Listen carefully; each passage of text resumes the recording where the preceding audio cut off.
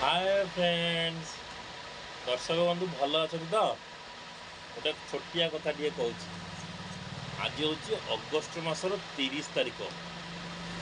ये हूँ मो झुआ आईसा। अगस्ट मास 30 तारीख में मो झुआ जन्म होता।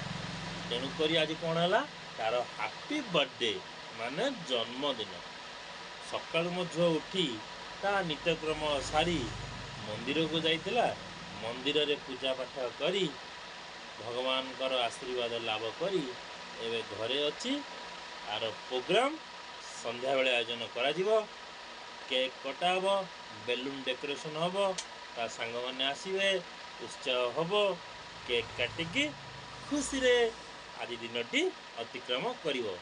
तेणु करी दर्शक मान अनुरोध मो झील को आशीर्वाद लाभ करने अनुमति देवे एवं शुभ कामना देवे, आशीर्वाद देवे। आपणक इच्छा रहुची। जय जगन्नाथ।